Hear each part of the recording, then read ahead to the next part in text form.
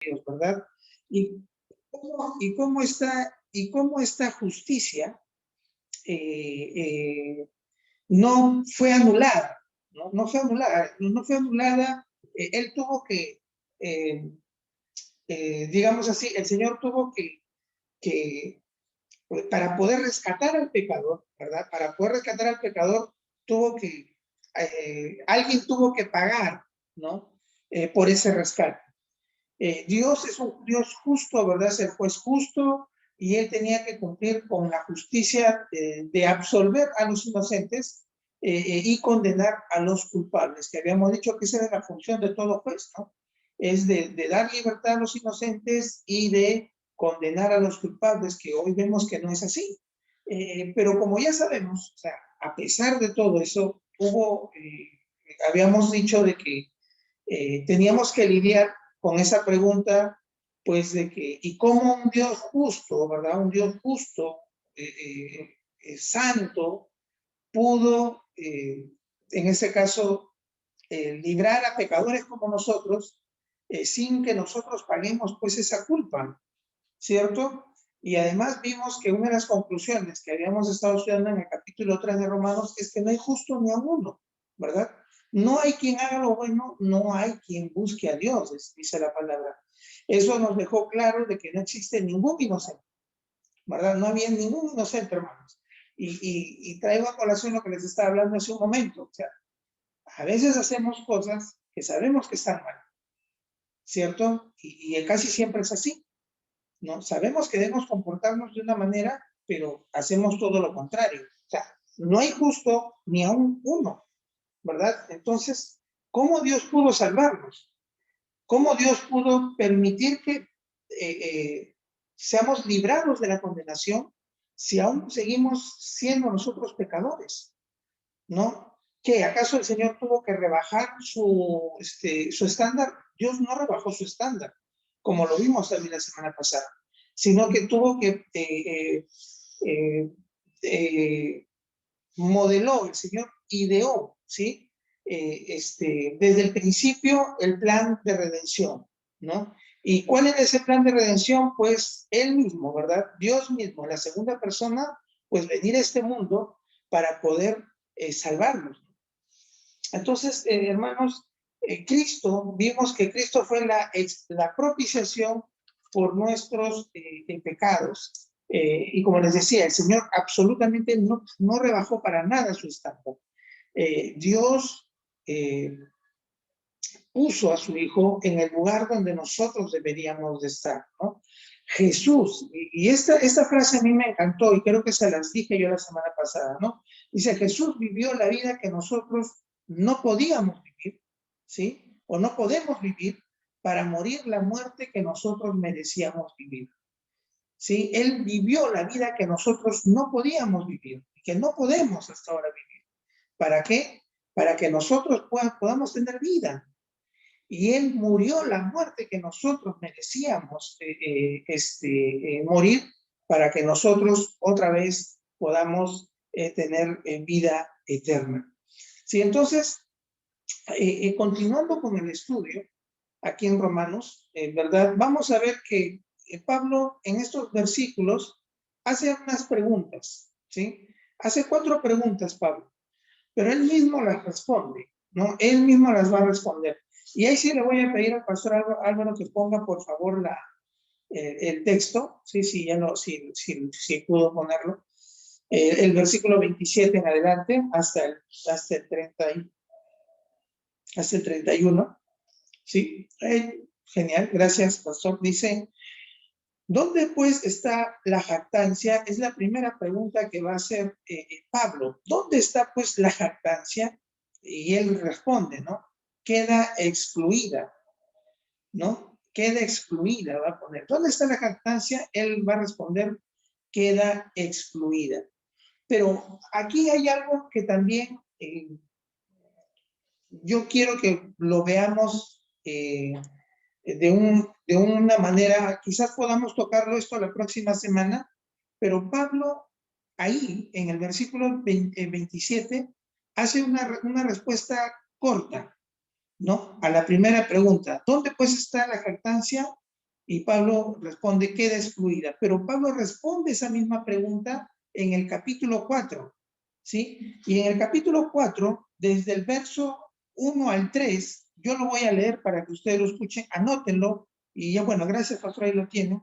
Verso 4, capítulo 4, del 1 al 3, dice, ¿qué pues diremos que halló Abraham nuestro padre según la carne? Dice, porque si Abraham fue justificado por las obras, tiene de qué gloriarse, pero no para con Dios. Porque, ¿qué dice la Escritura? Que creyó Abraham a Dios y le fue contado por justicia. Y ahí Pablo está respondiendo de una manera un poco más amplia a esa primera pregunta que está en el capítulo 3, ¿no?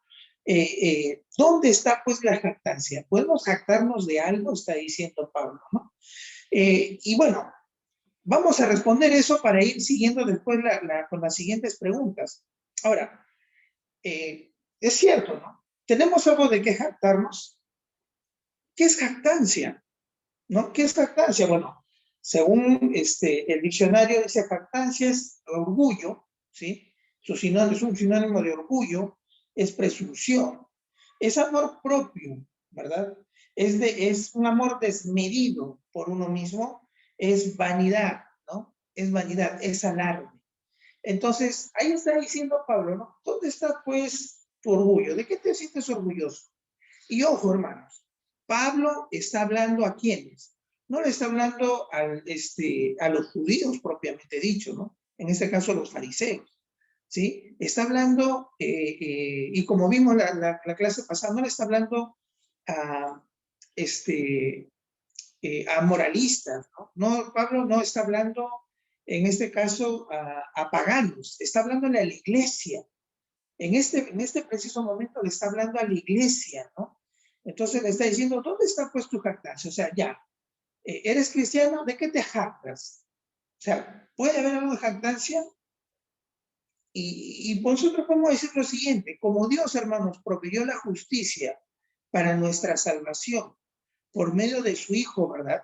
¿No? Gratuitamente, por gracia, como vimos la semana pasada, nosotros no podemos jactarnos de absolutamente nada. No hay forma de que nos jactemos. ¿De qué vamos a jactarnos nosotros? ¿Somos salvos? Sí, pero ¿de qué nos podemos jactar? ¿Hay algo de qué jactarse? Ok, sí, Cristo es nuestro Salvador. Él murió por nosotros, ¿verdad? Todo lo que hemos estudiado en la clase anterior, ¿no? Sí, Dios proveyó de salvar, de esa justicia para que nosotros podamos obtener la justicia de Cristo y podamos ser llamados hijos de Dios, ¿verdad? En este caso, ser la iglesia de Cristo. O sea, hay algo que nosotros podamos jactarnos, algo de que nosotros podamos sentirnos orgullosos. Es por nuestras propias fuerzas que hemos llegado a hacerlo, prácticamente Pablo lo que está diciendo, ¿sí? Nosotros no podemos jactarnos de nada porque Dios lo hizo todo, porque hermanos, nuestra salvación depende única y exclusivamente del Señor. Y ahí yo quiero que vayamos un poco, entendamos un poco, hermanitos. ¿Por qué? Porque muchas veces en las iglesias, ¿sí? Vamos a encontrar gente que porque tiene más años en la fe o porque de repente tiene algún cargo, ¿no? En la iglesia, es maestro, puede hacer lo que quiera, no sé qué cargo pueda tener, comienza a mirar a los demás con menosprecio, ¿sí? Con menosprecio. Y de repente ni siquiera lo hace notar. Pero yo quiero que en este momento nosotros, por un momento, retrospectivamente, comencemos a mirarnos a nuestro interior. ¿Cómo nosotros nos hemos estado comportando, verdad? Cuando hemos estado de manera presencial en la iglesia. O cómo tratamos nosotros a los demás, ¿verdad? A los demás hermanos. Si es que nosotros de repente estamos en algún ministerio. ¿Nos creemos mejores que ellos? ¿Hay algo de que nosotros podamos jactarnos? Y recuerden esto, ¿no? Lo que hablábamos también, el hecho de decir de que yo le di la oportunidad al Señor, ¿no? O yo le hice caso al llamado del Señor. Hermanos, hemos visto, o sea, no hay forma, nosotros no hemos hecho absolutamente nada, nada, absolutamente nada, como para poder decir que por nuestro esfuerzo también hemos podido conocer al Señor, ¿no? Pablo presenta el asunto de la jactancia, porque, hermanos, como ya sabemos, el problema de la incredulidad es por consecuencia del orgullo, ¿sí? Mucha gente es incrédula por orgullo, por amor propio, no quiere conocer de Dios, ¿sí? La jactancia viene a ser la expresión verbal del orgullo, hermanos, de la vanagloria, de la soberbia. Eso es la jactancia, ¿no?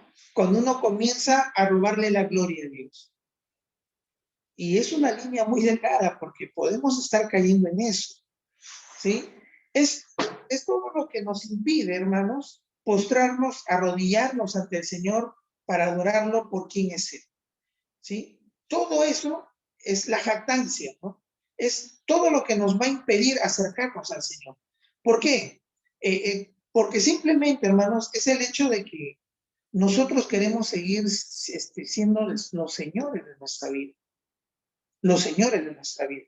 Y miren lo que dice, ya lo hemos leído, pero vamos a Romanos, al capítulo 1, ¿verdad? A Romanos capítulo 1, verso, el versículo 18 al 20, va a decir de la siguiente manera,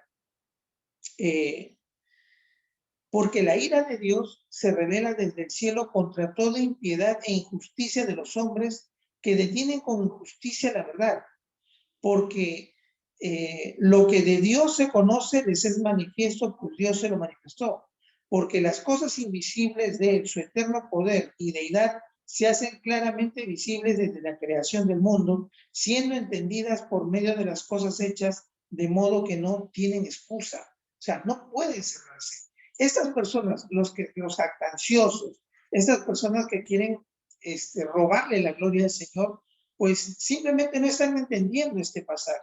¿Y qué es lo que está diciendo en este pasaje Pablo? Está diciendo de que no hay forma, o sea, si tú quieres robarle la gloria a Dios, si tú estás deteniendo, como dice ahí, ¿no? Porque la ira de Dios se revela desde el cielo contra toda impiedad e injusticia de los hombres que detienen con injusticia la verdad, porque de lo que Dios se conoce les es manifiesto. Dios nos ha manifestado todo.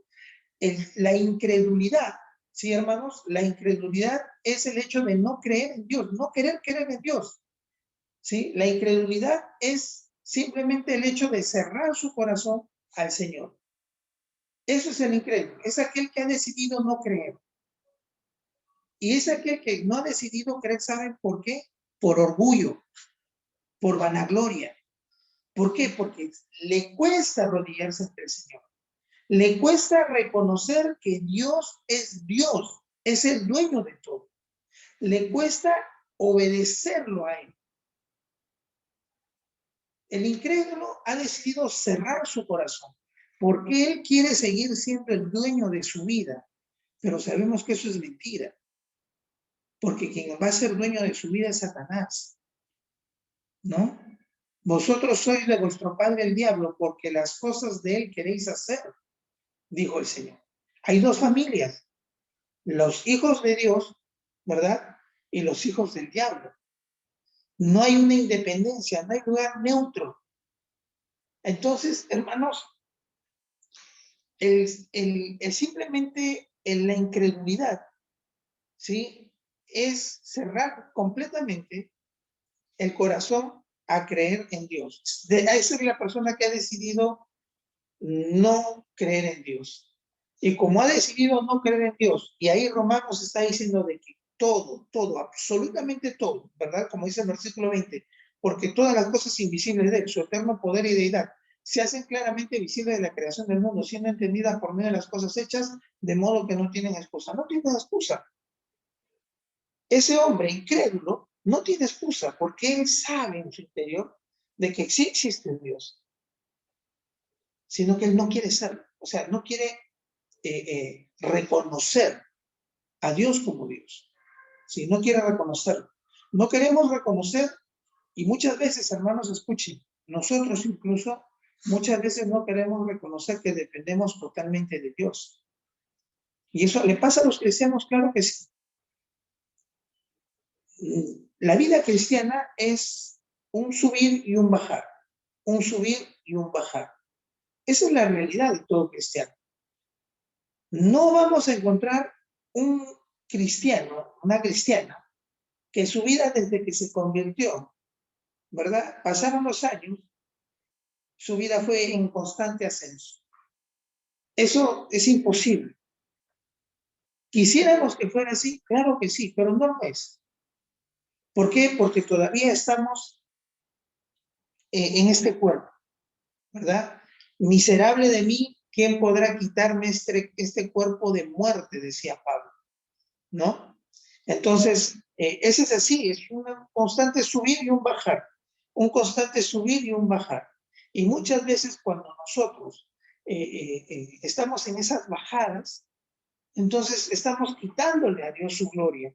En algún momento estamos retirando al Señor, ¿verdad?, del trono donde Él debería estar sentado y nos estamos sentando a nosotros. ¿Eso ocurre? Claro que sí. No reconocemos, hermanos, la dependencia de la misericordia de Dios muchas veces. ¿De qué podemos jactarnos? ¿Acaso nosotros hicimos algo para nuestra salvación? Estamos haciendo nosotros méritos hoy. Tú te conoces, yo me conozco.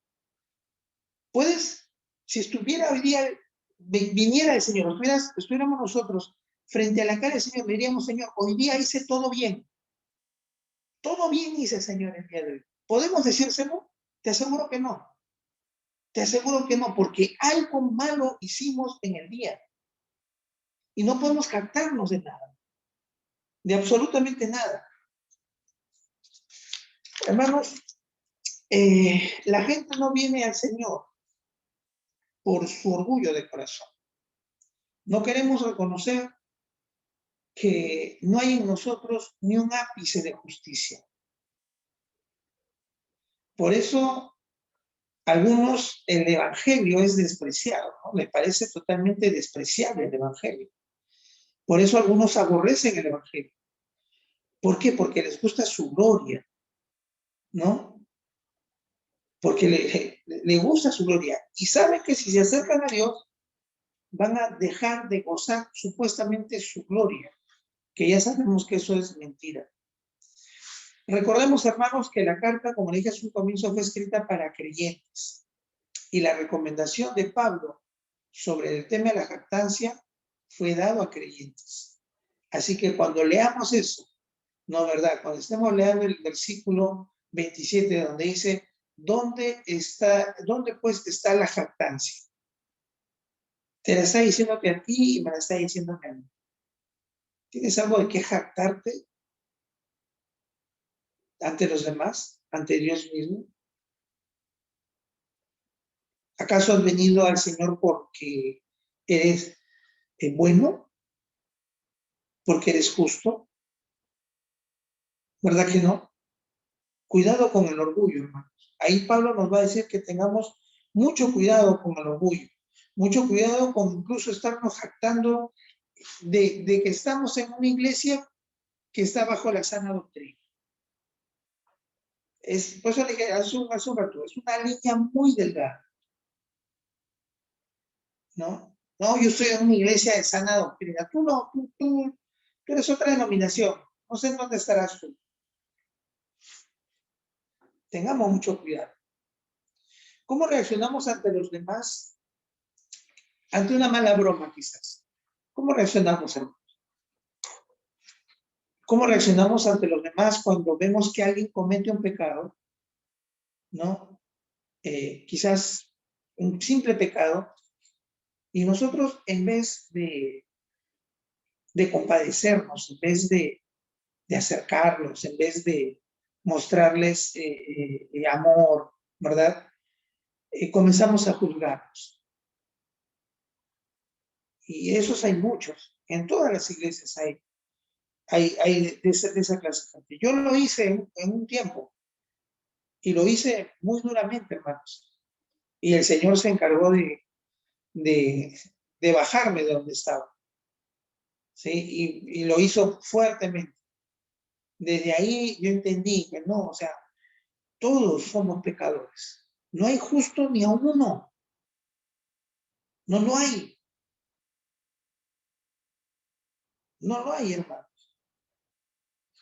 ¿Qué hacemos para que los demás se den cuenta de los buenos y espirituales que nosotros queremos que crean ellos que somos? ¿Qué cosas estamos haciendo? ¿Queremos que los demás noten que nosotros somos espirituales? ¿Mm? Es una línea muy delgada, hermanos. ¿Sí? 1 Corintios 10:31 dice, entonces, ya sea que comas, dice, que bebas, o que hagáis cualquier cosa, ¿qué cosa dice? Hacerlo todo para la gloria de Dios. Todo lo que hagamos, hermanos. Todo lo que hagamos. Incluso si estamos moviendo una silla en la iglesia, no veamos, o sea, que en nuestra mente por un momento vamos a pensar, el enemigo es tan astuto que va a poner en nuestra mente y en nuestro corazón, sí, hazlo para que los hermanos vean que tú lo estás haciendo bien y que tienes todo el deseo de hacerlo bien. Eso es jactancia. Todo lo que hagamos, dice, hagámoslo para la gloria de Dios. Todo. No pensemos en lo que los demás van a decir. No pensemos en lo que los demás van a ver de nosotros. Simplemente si vamos a mover un lapicero de un lado a otro lado, hagámoslo para la gloria del Señor. Totalmente para la gloria del Señor. Hermanos, solo somos salvos por la fe en Jesucristo. No tenemos nada de qué jactarnos. Absolutamente nada.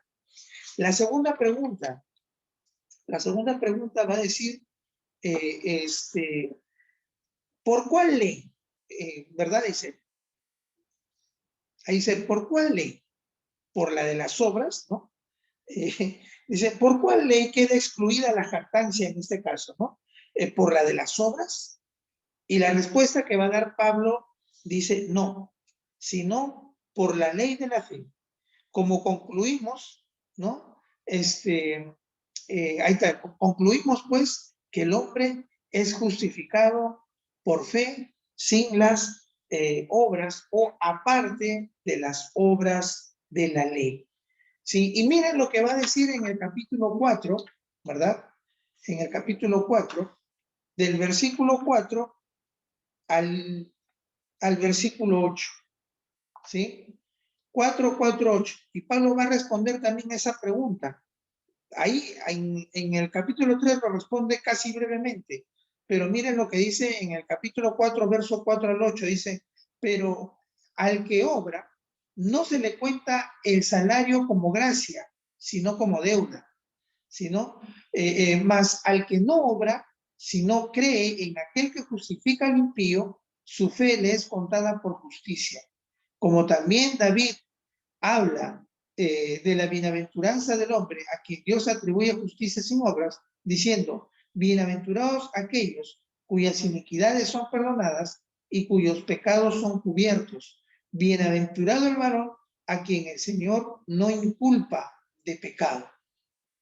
¿Sí? Entonces, está diciendo ahí, ¿no? ¿Por cuál de la ley queda excluida por la de las obras? Dice, no, sino por la ley de la fe, ¿no? Por la ley de la fe, hermanos. Dios diseñó un plan de salvación donde el hombre, pues, no tiene ningún mérito. El hombre no participa, ¿sí? No es por obras, ¿sí? No es por obras. Eso, ni dudarlo, ¿no? El hombre no tiene ningún mérito en esto. Este plan, hermanos, fue realizado por Dios, ¿sabe para qué? Para destruir el orgullo del hombre. Y es por eso que hay mucha gente muy estudiosa, ¿no? Gente de mucho intelecto, ¿no? De mucho coeficiente intelectual, que cree que el evangelio es muy simple, es simplista. Es simplista. Entonces, como no encuentran, digamos así, mucha teoría, ¿no? Mucha fórmula, entonces no le quieren hacer caso. No le quieren hacer caso. Ellos quieren como que llegar a ser unos Einstein, ¿no? Para que con eso ya es decir, bueno, yo entendí el mensaje de salvación, yo lo entendí, así que yo me he salvado, ¿no? Gracias a que lo entendí. Y hay que tener cuidado. No es obras más fe, más gracia. No, no, no. ¿Sí? Simplemente la salvación es por gracia y fe. No tiene nada que ver las obras ahí, ¿no? Sola fe. Sola fe. Por gracia, sin las obras de la ley. Somos salvos por eso, hermanos. Nuestras obras no cuentan para obtener la salvación. Para nada cuentan nuestras obras. ¿No? Como dice ahí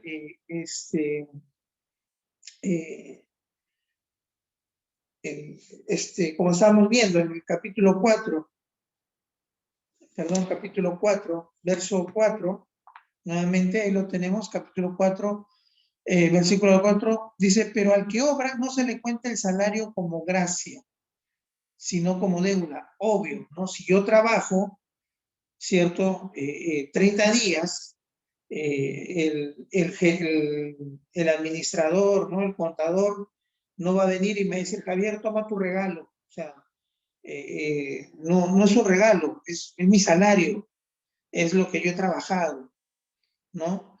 Entonces, por eso se dice, o sea, nosotros no hemos hecho nada, no hemos hecho nada, es la fe, ¿sí? Nuestras obras no cuentan para obtener la salvación.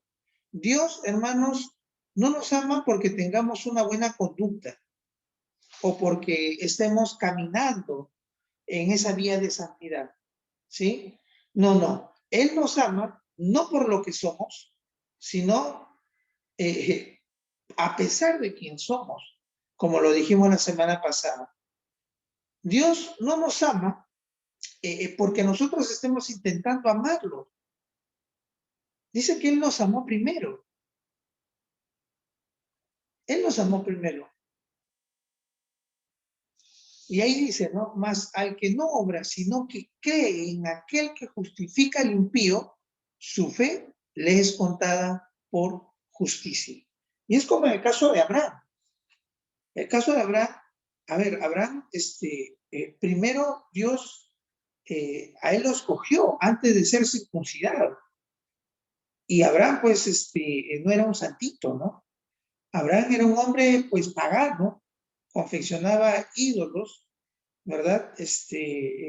Como su padre, ¿cierto? Y hemos visto que también en el transcurso de su vida, cuando él sale de la tierra prometida, sale de Ur, de los caldeos, y viene hacia la tierra prometida, bueno, también fue o sea, no fue tan un hombre puro, ¿no? No tuvo sus cositas también, Abraham. Entonces, Dios no lo escogió porque, caramba, me va a ser fiel y nunca me va a desobedecer. Lo desobedeció, claro que sí, ¿no? En muchas oportunidades lo desobedeció al Señor, pero es Dios quien lo escogió a él, ¿verdad? Hermanos, Él nos ama a pesar de lo que somos. No nos ama porque nosotros estemos intentando amarlo, sino no nos ama, mucho menos nos ama por lo que somos, o sea, perdón, por lo que estamos nosotros intentando hacer. Él nos ama a pesar de lo que somos. ¿Por qué? Porque estamos en Cristo. Y eso es lo que vimos la semana pasada. Ya el Señor, o sea, Dios, el Padre, no nos ve a nosotros, ve a su Hijo, porque la justicia de Cristo ha sido imputada en nosotros. Sí, estamos siendo cubiertos de la sangre de Cristo. ¿Recuerdan eso?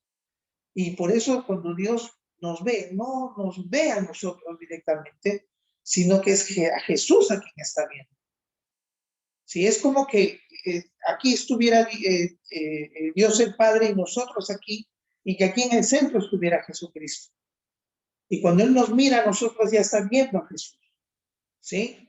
Entonces, debemos, hermanos, conducirnos como hijos de Dios, no para ganarnos su amor, sino para agradarlo a Él. ¿Sí? ¿Por qué? Porque Él nos amó primero. ¿Por qué Él nos amó primero? La tercera pregunta que hace Pablo, ¿verdad? Va a decir, ¿es Dios el Dios de los judíos solamente?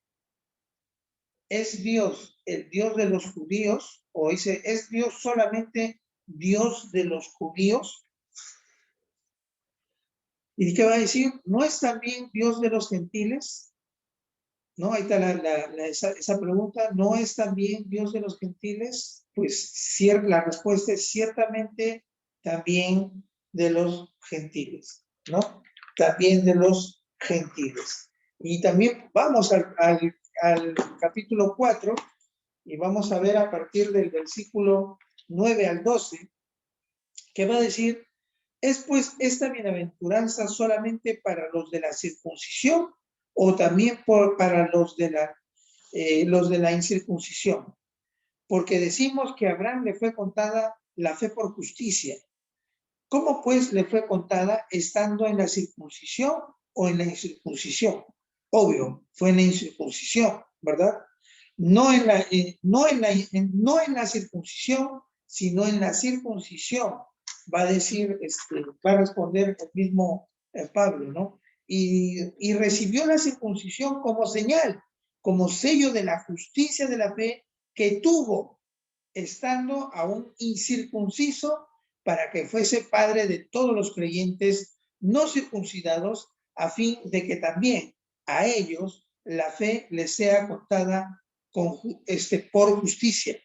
Y padre de la circuncisión para los que no solamente son de la circuncisión, sino que también siguen las pisadas de la fe que tuvo nuestro padre Abraham antes de ser circuncidado.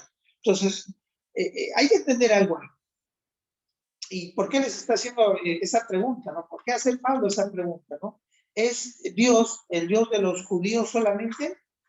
¿Y por qué estaba haciendo esa pregunta? Pues Pablo sabía lo orgulloso que eran los judíos, porque él también, ¿verdad? Así había sido orgulloso. Y él expone, ¿no? Que él se creía, pues, lo máximo, ¿no? Si él tenía algo de quejar, si alguien tiene algo de quejarse, pues yo sería el primero, dice Pablo, ¿no? Fariseo de fariseos, ¿no? Venía de la tribu de Benjamín y todo lo demás lo que conocemos de Pablo, ¿no? Celoso de la ley, ¿no? Imaginémonos todo eso, pues Pablo tenía de qué estarse orgulloso. Eran orgullosos los judíos, ¿por qué? Porque se creían el único pueblo, ¿no? O sea, claro, era el pueblo escogido por Dios, pero ellos se creían los únicos, que no había nadie más. No habían entendido eso de que benditas serán en ti todas las naciones de la tierra. No lo habían entendido para nada. Entonces, por eso que agarra, y ese era su orgullo, ¿no? Y todo judío tenía que ser circuncidado, ¿no? Esa era la ley, ¿no? Al octavo día tenía que ser circuncidado. Y ahora, Pablo va a decir, sí, pero eso era una señal simplemente, ¿no? Abraham no tuvo que circuncidarse para que Dios lo escoja primero. No, primero Dios lo escogió, ¿sí? Y después, mucho tiempo después, usó la señal de la circuncisión, perdón, para que sea una señal, ¿no? Como pueblo escogido. Entonces, su seguro era ser del pueblo escogido, en este caso, ¿no? De los judíos. Su seguro era que eran hijos de Abraham. Su seguro, pues, era que venían que David había sido su rey, ¿no? Y todo lo que más, su seguridad de los judíos era la misma palabra de Dios, ¿no? Los mismos escritos, la misma Torá, pero de manera física. No entendían que todo estaba en el contenido y no en lo físico, ¿sí? Entonces, hermanos, solo por gracia, está volviendo a decir que Pablo, solo es por gracia, ¿no? ¿Es Dios de los judíos solamente? ¿También no lo es de los gentiles? Claro que sí, ¿no? También es Dios de los gentiles en Pablo. En este caso, Pablo deja claro, ¿verdad? Y la cuarta y última pregunta dice, ¿anulamos entonces la ley por medio de la fe? Anulamos entonces la fe, perdón, dice, luego por la fe invalidamos la ley, ¿no? Otra forma de preguntar es, ¿anulamos entonces la ley por medio de la fe? Y la respuesta que va a dar Pablo es de ninguna manera, ¿no? No, dice, no hay forma. De ninguna manera es tajante, rotundo, no. Él está diciendo no. Y miren lo que dice en el 4:13, capítulo 4, verso 13. Va a decir Pablo, va a responder. Porque no por la ley fue dada a Abraham o a su descendencia la promesa de que sería heredero del mundo, sino por la justicia de la fe. ¿Sí? Ahora, Pablo está diciendo que no, de ninguna manera se va a anular la ley. No queda anulada. Dios no ha anulado la ley, porque es su palabra. ¿Sí? Es su palabra. Muchas veces nosotros podemos tomar conclusiones equivocadas cuando vemos de manera apresurada un texto. ¿Por qué lo digo esto? Porque anteriormente he escuchado muchas veces que hay hermanos que dicen de que el cristiano no tiene que seguir la ley. Sí, o sea, la ley, el Antiguo Testamento ya no es para el cristiano, ¿no? Ahora el cristiano tiene que estudiar el Nuevo Testamento porque ahí está lo que el cristiano debe saber. El Antiguo Testamento ya es caduco, eso es para los judíos, pero para el creyente no. Entonces, ese es un error, ese es un error. Y aquí Pablo está diciendo que ese es un error. No se invalida la ley, ¿sí? No ha quedado invalidada la ley. ¿Por qué, hermanos? Porque el Nuevo Testamento es el cumplimiento del Antiguo.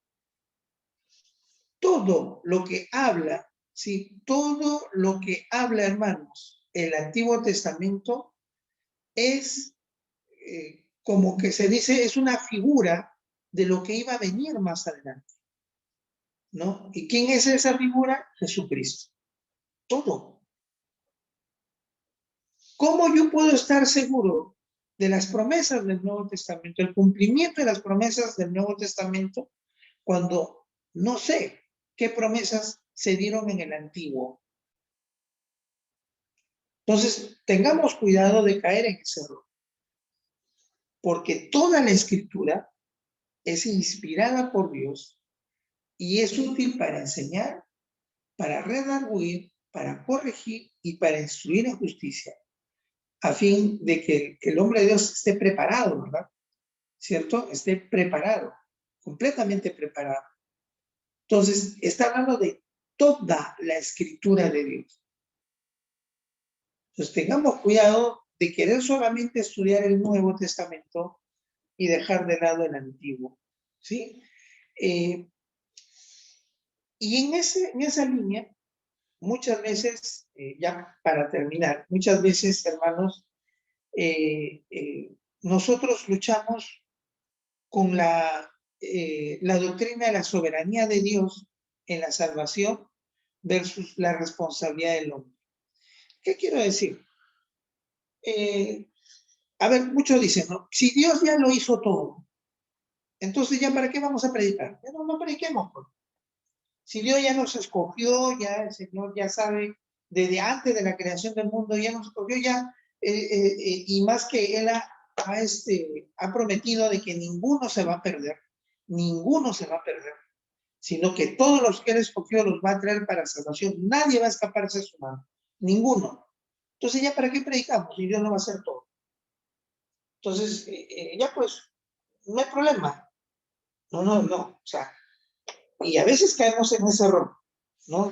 y decimos, vemos como que es algo incongruente la soberanía de Dios en la salvación versus la responsabilidad del hombre. ¿El hombre tiene responsabilidad? Claro que sí, porque todas esas personas que van a llegar, ¿no?, para condenación, no van a tener excusa. Lo hemos leído en Romanos. No hay excusa, porque todo lo que Dios creó hablaba de él. Pero Javier, total, como dices, bueno, es algo que parece incongruente, pero que si queremos resolverlo, ¿no?, y tener una idea fija, va a ser un poco difícil. ¿Por qué? Porque es parte de la doctrina de Dios, la soberanía y la responsabilidad humana. Y hay pastores que te dicen, ¿no? Yo también lo digo, hay cosas que yo no sé, hay cosas que pueden estar ahí en la Biblia, pero no las entiendo. Hay cosas oscuras que van a quedar hasta que venga el Señor Jesús y Él nos las explique. No tenemos por qué saberlo todo. Dios ha permitido que queden cosas así todavía que no, como decir, sin resolver. Pero eso son una de las cosas, la soberanía de Dios en la salvación versus la responsabilidad del hombre. Y es donde tenemos que entender esto, ¿no? ¿Cómo se puede salvar el hombre? ¿Por la ley o por la fe? Bueno, por la fe. Pero la ley nunca fue dada para salvarnos. La ley nunca fue dada para salvarnos. La ley, hermanos, fue dada para mostrarnos que no podemos cumplirla. Para eso fue dada la ley. Para demostrarnos a nosotros nuestra debilidad y demostrarnos que nosotros nunca vamos a poder cumplir el estándar moral de Dios, que necesitamos de Dios, necesitamos de su ayuda. Por eso decíamos un comienzo que el Evangelio, ¿sí?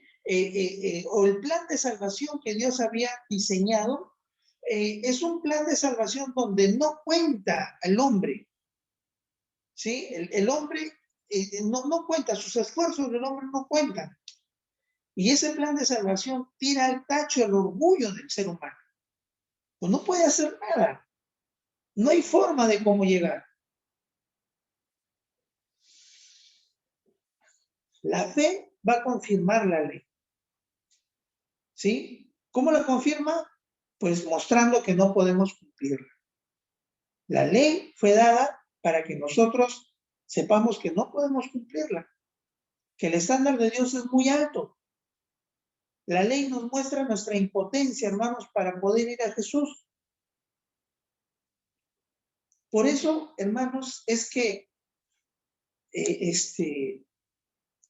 Dios mismo tuvo que venir a este mundo y morir por nosotros. Si no, ¿para qué vino? ¿Por las puras? Si podíamos cumplir la ley, si por obras podríamos ganarnos el cielo, entonces por la pura vino Jesús. No. Y no estamos hablando de cualquiera. El Señor no envió un ángel. No. El Señor envió a su Hijo, a la segunda persona de la Trinidad.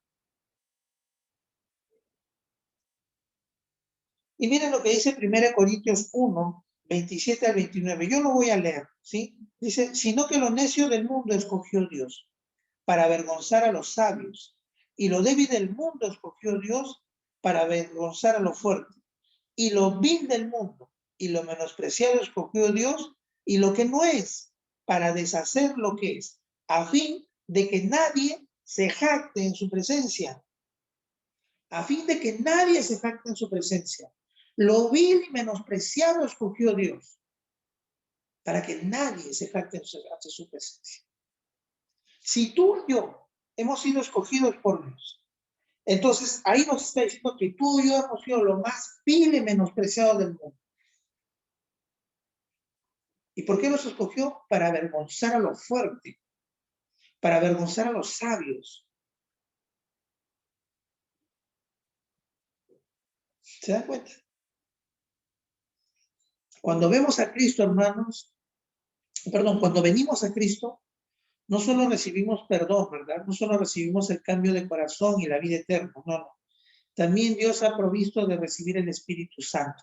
¿sí? ¿Para qué? Para poder vivir vidas que agraden a Dios, ¿no? Y ahí está la situación. Nosotros no tenemos que cumplir la ley para tener la vida eterna. No, no, no. Nosotros recibimos la vida eterna, ¿verdad? Por medio de la fe en Cristo Jesús. Y en ese momento el Señor nos da su Espíritu Santo para poder cumplir con la ley. No de manera perfecta, pero sí de manera sincera. Y ahí está el meollo.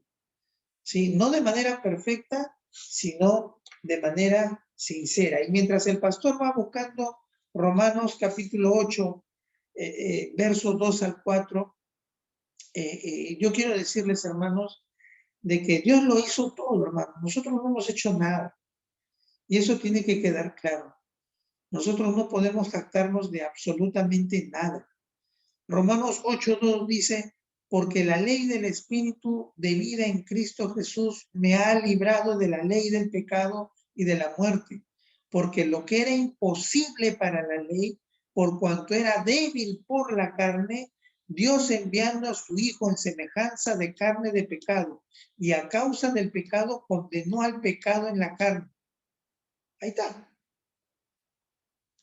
El Espíritu de Dios, ¿sí? El Espíritu de Dios en Cristo Jesús me ha librado de la ley del pecado y de la muerte. Porque lo que era imposible para la ley, o sea, darnos la vida eterna, por cuanto era débil por la carne. Ahora, ¿estaba mal la ley? No. Lo que pasa es que los malos somos nosotros, nuestra carne. Nosotros no podemos cumplir la ley. La ley es buena, la ley es perfecta, lo dice la palabra, porque fue dada por Dios. Entonces, la ley, no hay debilidad en la ley.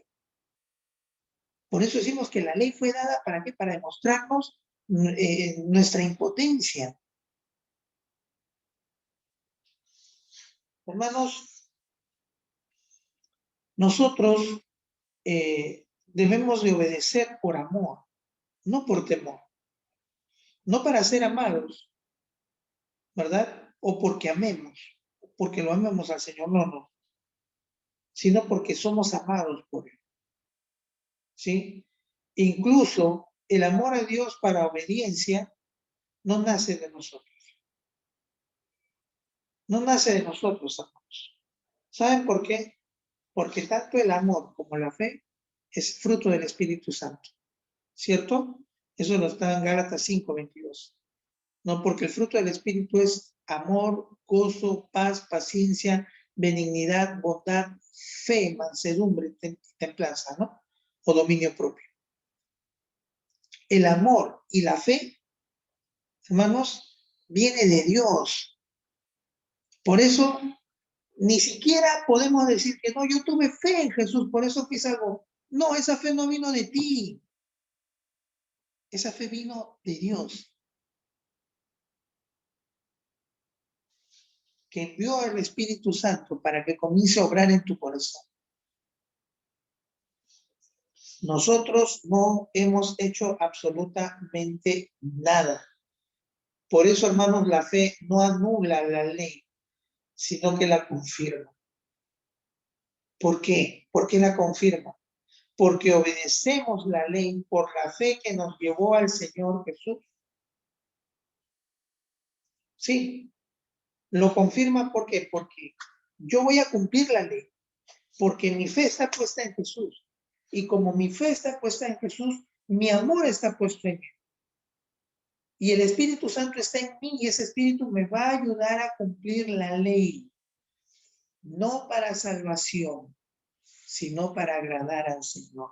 Nuevamente, para agradar al Señor. No tenemos de qué jactarnos. Dios nos escogió, ¿sí? Con un mensaje simple del Evangelio, hermanos, tan simple como es. ¿Para qué? Para que nadie se jacte. El que se gloríe, gloríese en el Señor, lo dice 2 Corintios, capítulo 10, ¿verdad? Cuidado, hermanos, con gloriarnos, incluso en el ministerio en el que estamos. Cuidado con gloriarnos en nuestro hogar. ¿no? Y así, son líneas muy delgadas. Yo también se lo digo así, yo muchas veces antes pensaba de que era el mejor padre, creo que se lo dije, el mejor padre del mundo, ¿no? Y quería yo, hacía cosas para que los hermanos vean que, sí, ¿no? Es un buen padre. Eh, error, hermanos, error, ¿no? Para mí, mi familia era, pues, el ejemplo, ¿no? El ejemplo que tenía que ser. Error, hermanos. Porque no lo estaba haciendo para agradar a Dios, para darle la gloria a Él. Lo estaba haciendo para que los demás me miren a mí. Yo no hice nada, hermanos. Estamos buscando la gloria personal. Estamos tratando de probar a los demás nuestro amor al Señor mediante las obras. ¿Cómo nos comportamos con los demás? Son preguntas que debemos respondernos. ¿Hay orgullo? ¿Hay menosprecio hacia los demás? ¿Nos creemos lo máximo? Debemos de venir humillados, hermanos, a los pies del Señor todos los días, pidiendo perdón, solicitando su gracia, ¿sí? Que la tenemos. Pero debemos venir todos los días humillados así. Porque, verdad, hermanos, ni siquiera yo no he hecho absolutamente nada.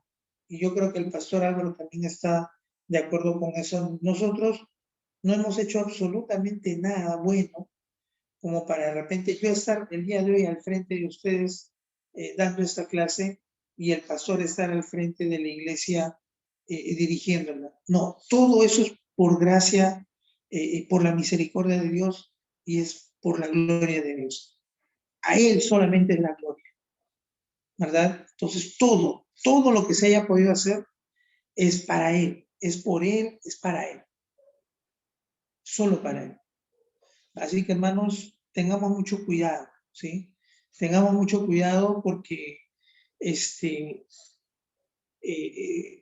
pecado del orgullo en la iglesia también está. No creamos de que somos ajenos a eso. Y lo peor es de que destruye ministerios, destruye obras. Entonces hay que tener mucho cuidado. Todo lo que hagamos, hermanos, lo bueno que puede estar saliéndonos algo, inmediatamente hay que dirigir todo o redireccionar, ¿no? Toda alabanza, no a nosotros, sino directamente al Señor. Vamos a orar para poder terminar. Sí, mis hermanos, oremos, por favor. Señor amado y Dios bendito, gracias. Gracias, Señor, porque una vez más tú nos muestras de que nosotros no hemos hecho absolutamente nada, Señor. No hay obra que nosotros podamos hacer, incluso ni siquiera intentar cumplir con la ley tuya, Señor, para que tú nos hayas escogido, Padre. Nosotros no podemos hacer absolutamente nada, Señor. No hemos aportado en absolutamente nada para ser salvos. Todo fue por gracia. Todo fue por tu amor, Señor, hacia nosotros. Tú nos escogiste, Señor. Y es por eso que estamos aquí. Y todo lo que pueda ocurrir, Señor, y todo lo bueno que se haya hecho hasta ahora, no es porque nosotros, Señor, tengamos algo de bien. No es porque tenemos dones o talentos, Señor. No, no, no. No tenemos absolutamente nada que ver nosotros. Eres tú, Señor, en todo esto. Eres tú quien obra, Señor. Y a ti debe ser dada toda gloria, Señor, toda alabanza. Gracias, Señor, porque nuevamente nos ubicas en el lugar que debemos estar. Ahí en el piso, Señor. Humillados, Señor Santo. Entendiendo que tú eres nuestro Señor. Que sin ti estamos perdidos, Señor. Que sin ti hoy día, ¿dónde estaríamos? Si tú no nos hubieras tomado, si tú no nos hubieras escogido, Señor, ¿qué sería de nuestras vidas en este momento? ¿Cuántas vidas hubiéramos destruido, Señor?